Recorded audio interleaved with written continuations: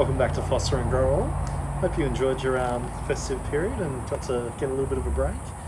Today we'll be looking at basically setting up a bit of a succulent craft project. What are we going to be doing, Gareth?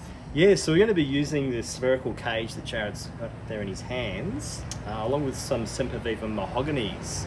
And we're going to put them all together and make a hanging succulent sphere.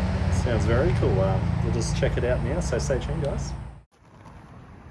So the first thing you're going to need to make your succulent sphere is a succulent that you've probably got quite a lot of. So the one that we've chosen, that we do have a lot in the garden, is the Sempervivum Mahogany. So I've already cut out maybe 15 to 20 of them, but I need a couple more to actually complete it. So I'm making sure I'm wearing gloves because we've had some redbacks in the garden because we had so much rain. Don't want to get bitten. So it's just as simple as pulling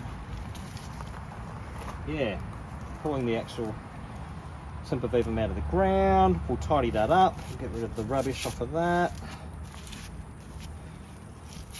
just so it doesn't have any mealybug or any other pests in there. Yeah, that looks pretty good. I'll get 2 or 3 more just because I know I need more. Yeah, just straighten the ground up, guys. Lots of roots there, which is good. Again, I'll just tidy up that dead leaf that's at the bottom. Doesn't matter if you don't have to be too delicate. There's lots of leaves on there.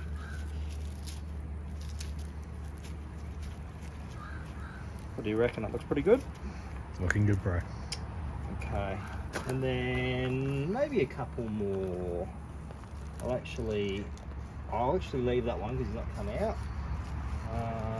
But I've got a couple of these ones which are, yeah, they're pretty clean, so no worries there.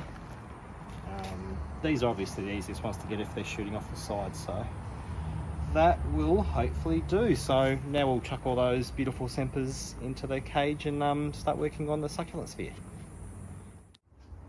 Yeah, so here we've got all the different things that you'll need to make your succulent sphere. So you've got your cage. We've got about, probably 20 to 25 different sizes of the Sempervivum Mahogany. Now obviously if you wanted to, you could use multiple different types of plants. We've just gone for one thing, one plant just because we think that'll work better. I've also got little things to poke the actual stems through into the cage. I do have some pins as well, some plant pins. We may not need them, I'm hoping we don't. I've also got a mask and some goggles for when I'm using the sphagnum moss, so we'll need to wet that before we can put it into the cage. And it can get up your nose, get in your eyes, things like that, so always good to wear the safety gear when required. But yeah, now we've got everything we need, I'll begin. Yeah, so we're just going to quickly show you with that sphagnum moss, essentially just empty whatever packet you've got that will fill whatever size sphere you've got, just into some water. We'll just try and get some water into it, break it up a bit. Because this will obviously be what you're pushing through into the cage, just around the roots. The other thing too with the sphagnum moss is that you'll need to water it a lot more often than you will if the plant's in the ground or if it's in a pot, just because it dries out a lot quicker. So one thing to be wary of, just make sure that the plant is getting enough water. Probably watering that a couple of times a week at least during summer, maybe less during winter depending on what the location is, if it's outside or inside. But one good thing with the sphagnum moss as well is you could put this inside, it won't be dirty, it'll be quite clean. Obviously just make sure when you do, try and water it, immerse it fully in a bucket or in the sink, and then let it drain obviously before you put it back up this inside. So, but yeah, simple as that. So you can see here there's quite a big bit of sphagnum moss that's full of water. That we can now use to poke through into the cage. Okay, so now for the fun part. So we're just gonna put the Sempervivums into the cage. Yeah, just randomly put them in. Just try and get him through the holes. See what we've got. So obviously total artistic license here, just whatever you think looks pretty or good. And yeah, obviously if they don't look good, you can take them out and put them back in if there's too big of spaces, but you do want them to be able to grow a little bit as well. So let's see what else I've got. What will fit where. So yeah, little one, that later. So you just keep turning it round and looking. Some of them are a little bit awkward, but they do eventually go in. And then what I will start doing now is actually poking a little bit of sphagnum moss in there. I think there should be enough roots in there to sort of hold some stuff. So in we'll go. I might grab my little poker, see if I can grab some in there. Obviously trying to be careful not to destroy the actual plants.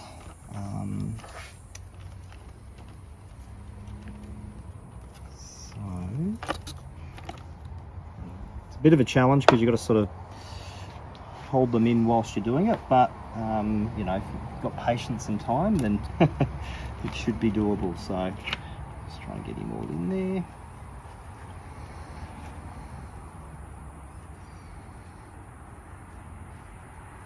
Excellent. Slowly but surely going in. And now what I might do as well, just flip him over. Sort of get some in there. A little bit of trial and error, obviously. So we might skip through with some time lapse, so it's a little bit less, a little bit more interesting, and go from there.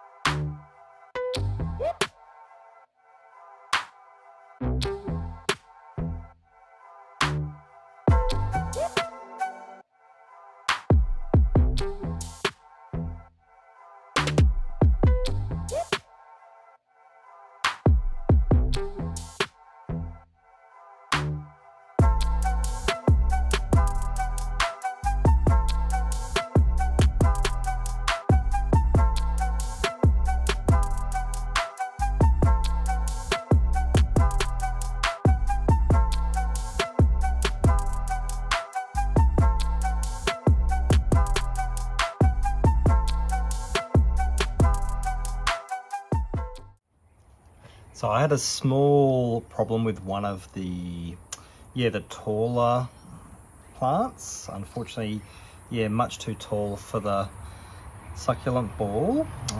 So it's actually split, but that's not a problem. We'll just keep adding smaller plants to the actual sphere. So the critical thing to do when you are pushing the sphagnum moss in, is just to make sure you surround that part of the plant as much as possible, just so that it's sort of packed in there as firmly as possible. That way it won't come out.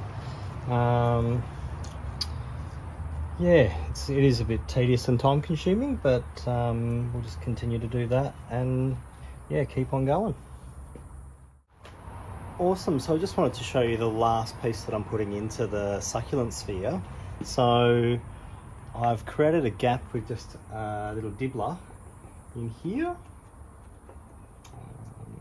like I have in a couple of other locations on the sphere, making sure that I can fit the width of the actual stem into it. So hopefully, see if I can get him in there. And now, ta-da! A fantastic succulent sphere.